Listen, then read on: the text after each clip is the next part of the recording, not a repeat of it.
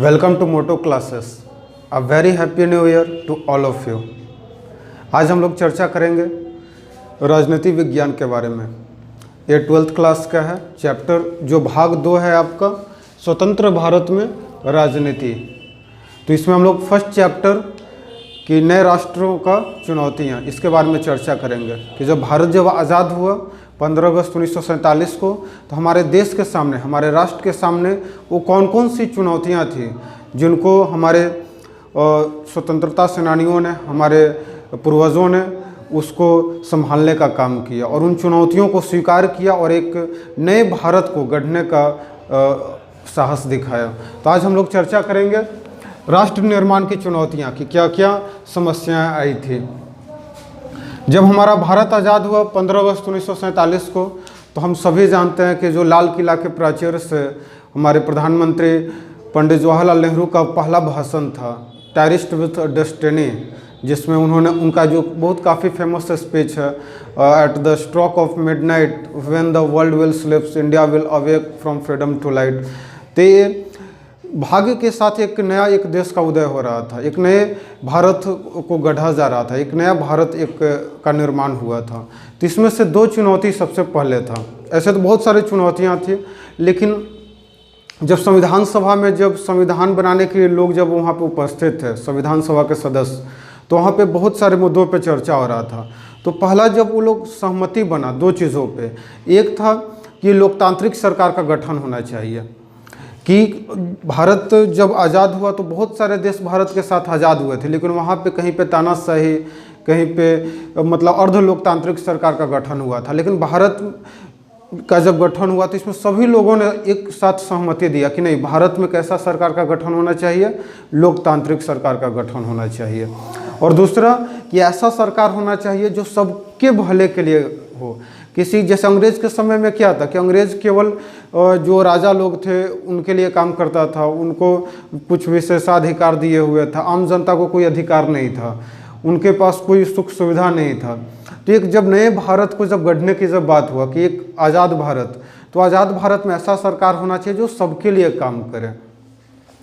तो इन 2 बातों पे सहमति बना और उस वहाँ से धीरे धीरे प्रक्रिया शुरू हुआ कि कैसे भारत को एक अच्छा राष्ट्र बनाया जाए।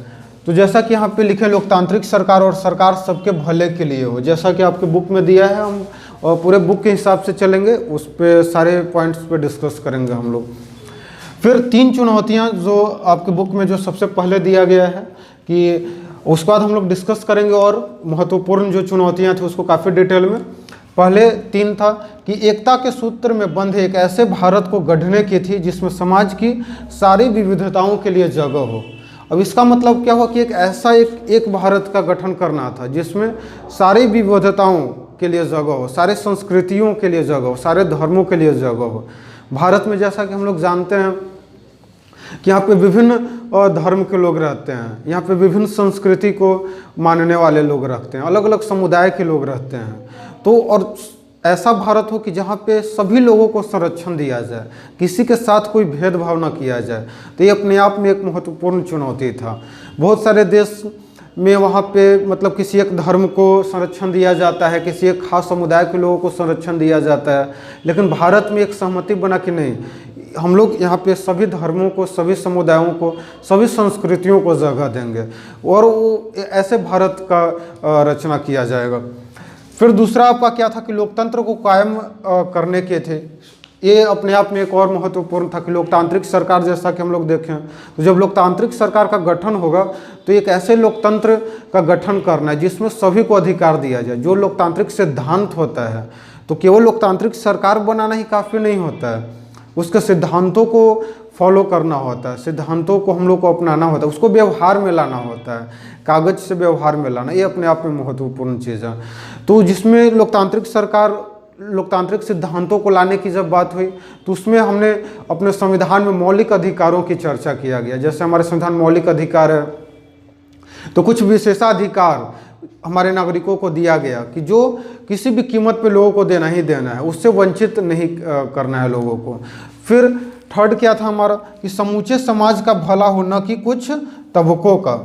तो जैसा कि हम लोग पिछले अभी डिस्कस किए कि ऐसे समाज, ऐसा सरकार का गठन करने की जो भेदभाव न करे, जैसे अंग्रेज लोग भेदभाव करते थे, तो लेकिन लोकतांत्रिक सरकार का जब गठन होगा तो किसी को कोई विशेषाधिकार नहीं मिलेगा, सबके लिए समान अधिकार होगा। तो इसके लिए सरकार काम कर रही थी और इसके लिए डीपीएसपी जैसा हम लोग जानते हैं राज्य के नीति निर्देशक सिद्धांतों का भी हमारे संविधान में दिया गया है कि जिसके तहत सरकार का भी कुछ उत्तरदायित्व है कि वो समाज के लिए कुछ काम करेगी। तो इस तरह से विभिन्न चुनौतियां थी हमारे सामने। अब हम लोग स्पेसिफिक पढ़ेंगे पर्टिकुलर कि कौन कौन से वो समस्याएं थी और जिसको मतलब आज़ाद भारत में एक नई चुनौती के रूप में देखा गया और हमारे आर्थिक सामाजिक विकास में एक तरह से बाधा के रूप में काम कर रही थी, लेकिन उसको हमारे पूर्वजों ने उसको अच्छे से उसको सॉल्व करने का प्रयास किया, उस सारी समस्याओं का हल निकाला था। जिसमें पहला हमारा है विभाजन, विस्थापन और पुनर्वास। विभाजन, जैसे जब भारत आज़ाद हुआ तो जैसा कि हम लोग जानते हैं भारत को धर्म के आधार पर बांट दिया गया था। जैसा कि हमारे दो पार्टी उस समय सबसे एक महत्वपूर्ण पार्टी हुआ करते थे, एक कांग्रेस पार्टी थी और एक मुस्लिम लीग पार्टी थी मुसलमानों का। तो मुस्लिम लीग के जो कुछ नेता लोग थे उनका कहना था कि ये जो भारत है मतलब इसमें दो धर्म के लोग रहते हैं, हिंदू और मुसलमान, और एक कभी एक राष्ट्र नहीं हो सकता है। उनका द्विराष्ट्र सिद्धांत था, टू थ्योरी ऑफ नेशंस, जिसमें वो लोग चाहते थे कि भारत का ये विभाजन हो और इसमें धर्म के आधार पे विभाजन हो। मतलब मुसलमान जहाँ पे बहुसंख्यक आबादी मुसलमानों का है उनको एक अलग देश बना दिया जाए, जहाँ पे हिंदू बहुसंख्यक है उनको एक अलग देश बनाया जाए। तो विभाजन हमारा मतलब आज़ादी, एक तो कि हम लोग 200 वर्ष के बाद हम लोग एक भारत आज़ाद हो रहा था, तो ये खुशी का भी मौका था और साथ ही साथ जब विभाजन हुआ तो अपने आप में एक दुख भरा भी एक ये समय था हमारे लिए। तो और उस दौरान विस्थापन और पुनर्वास ये समस्या भारत के लिए बहुत ही मतलब दर्दनाक रहा है। जैसा कि हम लोग जानते हैं ये द्विराष्ट्र सिद्धांत जो है इसका कांग्रेस पार्टी हमेशा से बहिष्कार कर रहा था। उसका कहना था कि एक भारत का निर्माण होना चाहिए, एक राष्ट्र का निर्माण होना चाहिए जिसमें सारे धर्म के लोग सभी लोग मिलकर साथ रहेंगे। लेकिन मुस्लिम लीग का कहना था कि नहीं, द्विराष्ट्र सिद्धांत है। और इसके कुछ मुसलमान जो नेता जो थे जिन्हें एक सीमांत गांधी के नाम से जाना जाता था, खान अब्दुल गफ्फार खान को, जो हमारा अभी पाकिस्तान में आप देखेंगे बलूचिस्तान वाला जो रीजन है उसे पश्चिमोत्तर सीमा प्रांत बोला जाता है। तो पश्चिमोत्तर सीमा प्रांत के जो खान अब्दुल गफ्फार खान थे जिन्हें सीमांत गांधी कहा जाता है, वो इसके खिलाफ में थे। वो नहीं चाहते थे कि भारत का विभाजन हो और उसमें भी धर्म के आधार पर। लेकिन इसके बावजूद भी धार्मिक बहुसंख्यकों के आधार पर विभाजन की प्रक्रिया को पूरा किया जाता है।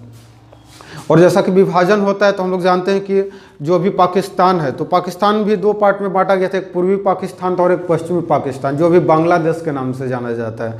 ये दोनों पाकिस्तान था आपका, तो जिसमें बहुसंख्यक लोग वहाँ पे मुसलमान थे, तो एक अलग राष्ट्र बनाया गया पाकिस्तान, और जहाँ पे हिंदू बहुसंख्यक थे वो भारत के नाम से जाना गया।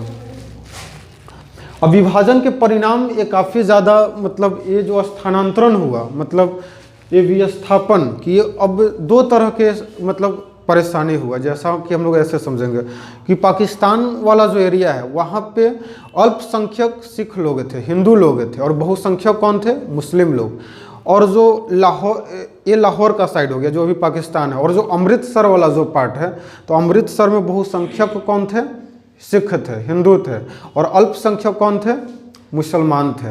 इसी तरीके से बांग्लादेश का जो क्षेत्र है हमारा, तो बांग्लादेश में भी वही है, बांग्लादेश और पश्चिम बंगाल। पश्चिम बंगाल में बंगाली हिंदू लोग ज़्यादा थे, और जो बांग्लादेश वाला रीजन है वहाँ पे बहुसंख्यक मुसलमान थे, वहाँ पे अल्पसंख्यक हिंदू थे। तो इस तरह का दोनों जगह पे अल्पसंख्यक लोगों का समुदाय था।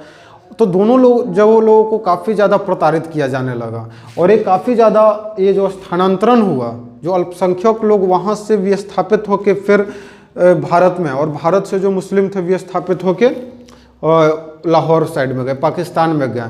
तो ये जो स्थानांतरण हुआ ये काफ़ी दर्दनाक रहा है।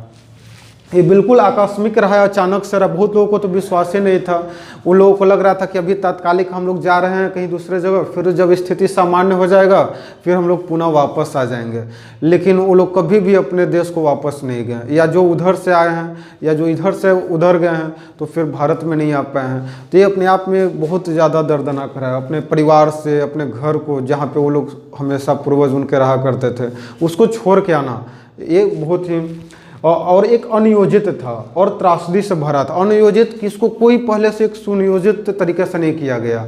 इसको सीधे मतलब तुरंत फरमान जारी किया गया वहाँ के गाँवों में जाके, या यहाँ कि आपको गांव खाली करना है, अब विभाजन हो गया है। तो कुछ लोगों को समझ में नहीं आ रहा था कि आखिर क्या चल रहा है। तो ये सब काफ़ी दर्दनाक रहा है। आपका परिणाम काफ़ी घातक रहा। इसमें करीब करीब आपका 80 लाख लोग, 80 लाख परिवार आपका बेघर हुआ था। और इसमें से जैसा कि आंकड़ा बताता है तो 10 लाख लोग मारे गए थे सांप्रदायिक दंगों में, जो धर्म के आधार पर जब दंगा हुआ, जैसा कि हम लोग बहुत सारा मूवी में देखते हैं, जैसे गदर मूवी आप लोगों ने देखा होगा, भाग मिल्खा भाग मूवी देखा होगा। तो ये सब बहुत और भी बहुत सारे मूवी इस पर बनाया गया विभाजन पे। तो काफ़ी दर्दनाक भरा रहा है। वहाँ से जो लोग यहाँ पे आ रहे थे, यहाँ से जो लोग वहाँ पे गए थे। तो विभाजन में तो बहुत ऐसा भी हुआ था कि किसी का सारा ज़मीन जायदाद पाकिस्तान में चला गया, घर केवल इंडिया में बचा, या इंडिया में या पाकिस्तान में घर बचा, सारा ज़मीन जायदाद इंडिया में आ गया आपका। तो इस तरह का काफ़ी ज़्यादा समस्या आया था, तो जिससे बहुत लोगों को परेशानी हुआ। 80 लाख लोग बेघर हो गए थे, 10 लाख लोग मारे गए थे। और इसके बाद तो सबसे ज़्यादा तो जो महिला लोग थी, महिला वर्ग को सबसे ज़्यादा प्रताड़ित किया गया था दोनों साइड से। तो ये सब कुछ विभाजन के समय का ये सब त्रासदी है।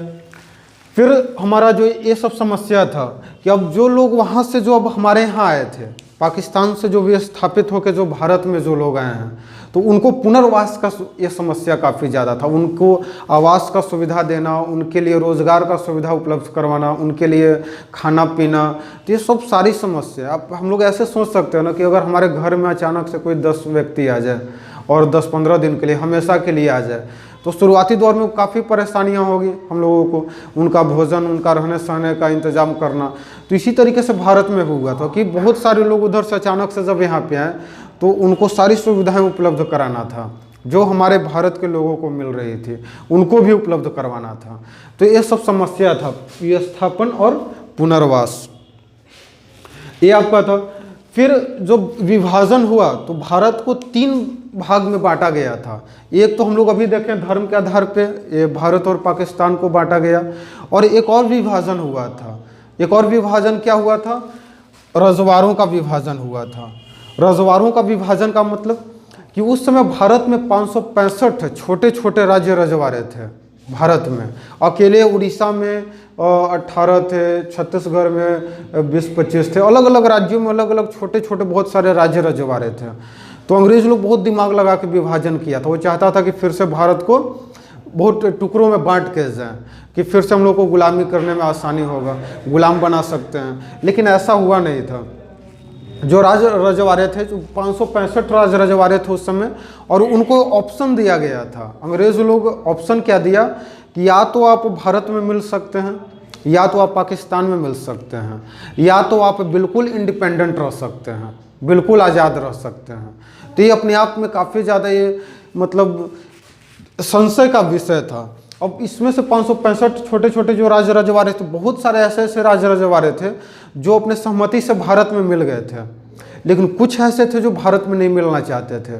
कुछ लोगों का जो झुकाव था वो पाकिस्तान के तरफ था, या कुछ लोग आज़ाद रहना चाहते थे। तो जो सबसे जो समस्या जो हुआ हम लोग को राज्य रजवाड़ों को मिलाने में, वो 4-5 राज्य रजवाड़े थे जिनको मिलाने में काफ़ी ज़्यादा समस्या हुआ था। जैसा कि जूनागढ़ का जो समस्या था हमारे यहाँ, हैदराबाद था, कश्मीर था और मणिपुर, इन 4-5 रजवाड़ों को मिलाने में काफ़ी ज़्यादा समस्या आया था। लेकिन इसके बावजूद भी हमारे उस समय के जो गृह मंत्री थे, और जिसके नाम पे अभी स्टैचू ऑफ यूनिटी बना है, सरदार वल्लभ भाई पटेल, एक ईश्वर के रूप में आए थे भारत में, और उन्होंने जो एक अखंड भारत का मतलब रचना किया।